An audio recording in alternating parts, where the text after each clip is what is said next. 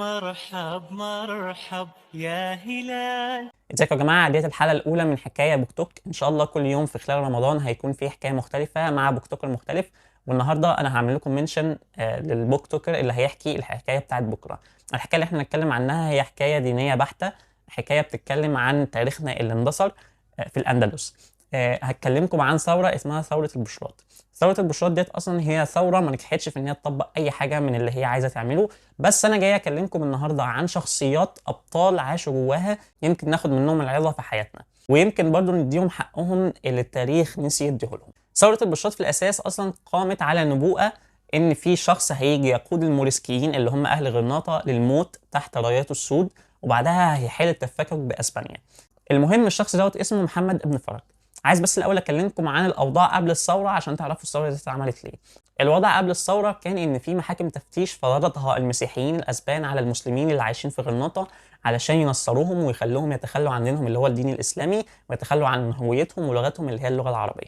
الشراره الاولانيه للثوره حصلت ازاي؟ محاكم التفتيش ديت حصل في يوم من الايام ان هم قبضوا على فاطمه، وفاطمه ديت هي البنت اللي كان بيحبها ابن فرج. فاطمه ديت اصلا ليها حكايه لوحدها، ان هي امها اضطرت ان هي تتجوز واحد مسيحي، لان المسيحي دوت كان قرر ان هو لو ما هي ما اتجوزتوش فهو هيفضح الاهالي غرناطه اللي بيحاولوا يقنعوا الناس ان هم مسيحيين بس هم في الاصل مسلمين. فالبنت ديت ضحت بنفسها، اللي هي امها ضحت بنفسها واتجوزت الراجل دوت علشان تحافظ على اهالي غرناطه وتحافظ على الموريسكيين من الفضيحه اللي هتحصل، وممكن ساعتها يتقتلوا او يخشوا محاكم التفتيش والسجن. الست دي طبعا اتجوزت وشافت بنتها وهي بتتربى قدامها على طول ان هي مسيحيه وان هي بتروح الكنيسه وكده، وهي طبعا مش قادره ان هي تتكلم معاها وتوضح لها ان هي كانت مسلمه، لان البنت لو عرفت اي حد ان هي مسلمه ساعتها محاكم التفتيش هتيجي تبهدلها هي وامها وابوها.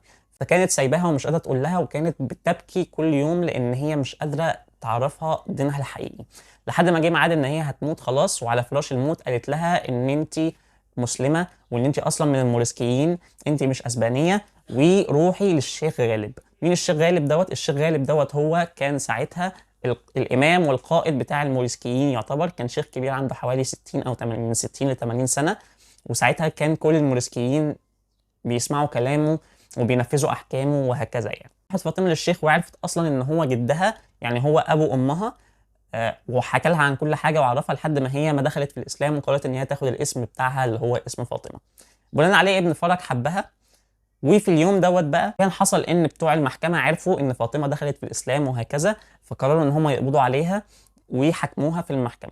فابن فرج لما عرف كده راح قتل الاثنين العساكر اللي كانوا جايين ياخدوه فاطمه. وطبعا بعد ما قتلهم ما ينفعش بقى ان هو يقعد في قرية، ما ينفعش ان هو يقعد في القريه او كده، فقرر ان هو يلجأ لجبل اسمه جبل البشرات. والناس بقى لما بدأت ان هي تشوفه عمل حاجه زي كده، هم كانوا عايشين في ذل قوي، فما كانوش بيعملوا اي حاجه. بس لما لقوا ان ابن فرج عمل كده وقتل الاثنين دول، بدأ ان في رجاله كتير تروح معاه تتحصن معاه في جبال البشرات، وقرروا ان هم هيبدأوا الثوره، ودي كانت الشراره بتاعت الثوره.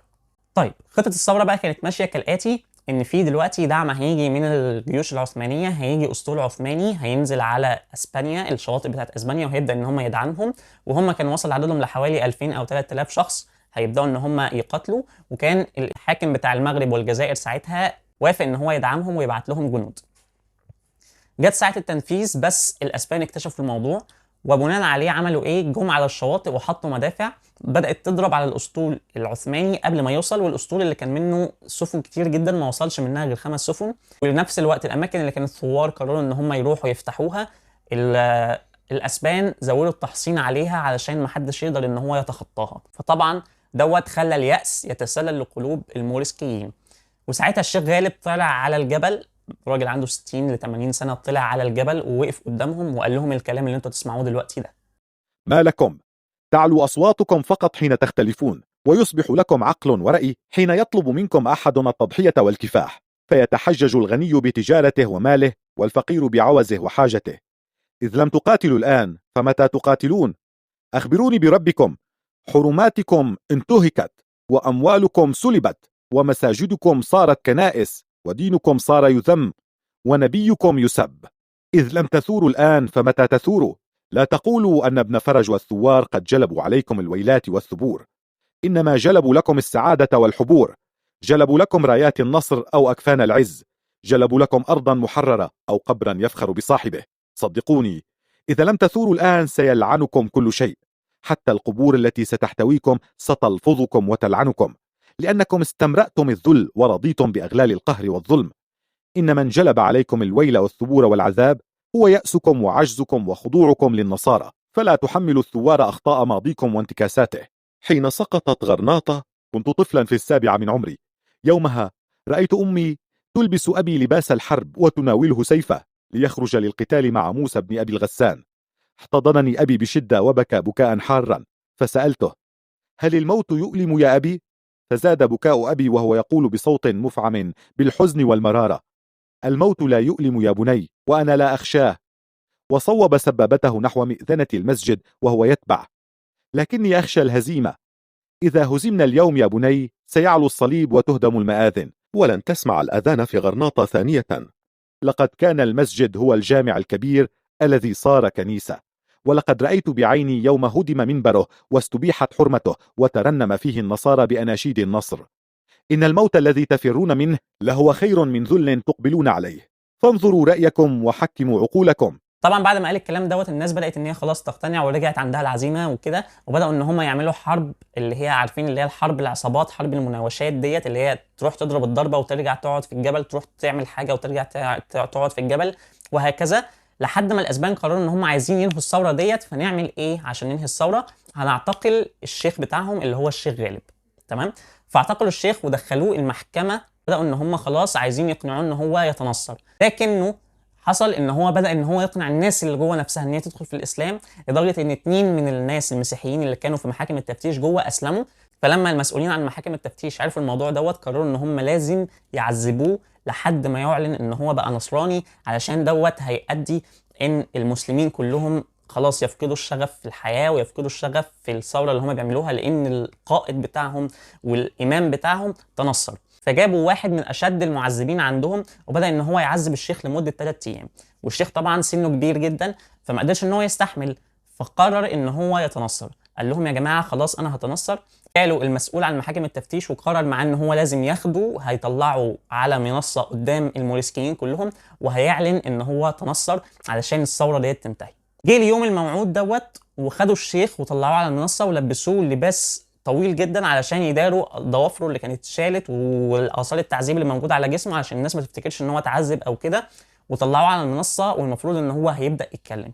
فالشيخ لما بدا ان هو اتكلم وقال الكلام اللي انتوا تسمعوه ده: أيها الأندلسيون، إني أشهدكم وأشهد الله إني ما غيرت ولا بدلت ولا فارقت الإسلام طرفة عين، وإنما أرادوا فعل ذلك ليحطموا قلوبكم ويكسروا دينكم بعد أن ينالوا من شيخكم، لكن الله مانعي وحافظي. لقد حان اليوم الذي نقتص فيه لديننا وكرامتنا.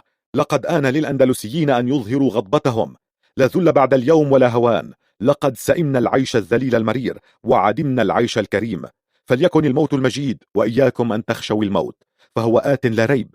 وأن يأتيكم وأنتم تحملون سيوفكم مدافعين عن الدين والعرض خيرا من أن يأتيكم في أقبية محكمة التفتيش أو أذلة تدهسكم نعالهم. ولأن يذكركم الناس أنكم قضيتم نحبكم كراما خيرا من أن يذكروكم كالنعاج التي سيقت للذبح على يد الجزار وهي لا تملك حتى الصراخ. عليكم بالبشرات والزموا ابن فرج ورفاقه، وعليكم بالجهاد حتى يقضي الله أمره. قال الكلام دوت كان في حوالين المنصه ناس بتحرسه علشان الموريسكيين ما ينقذوهوش.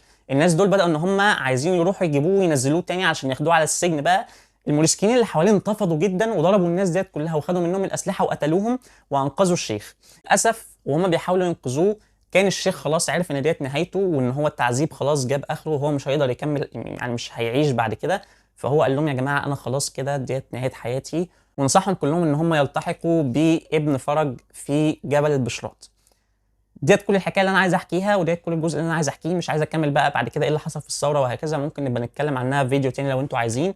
بس انا كنت بس عايز اوضح موقف الشيخ دوت وبسالته مع انه عنده حوالي 80 سنه، وشفتوا الموقف عامل ازاي، وشفتوا رايه الاول اللي خلى الثوره في الاساس تبدا، وبعد كده بعد التعذيب وبعد كل دوت في الاخر فضل متمسك بدينه وفضل متمسك بالموقف اللي هو فيه. اتمنى ان انتوا تكونوا استفدتوا من القصه، واتمنى ان انتوا تتابعوا حكايه بوك توك طول فتره رمضان. كل يوم هينزل فيديو ان شاء الله.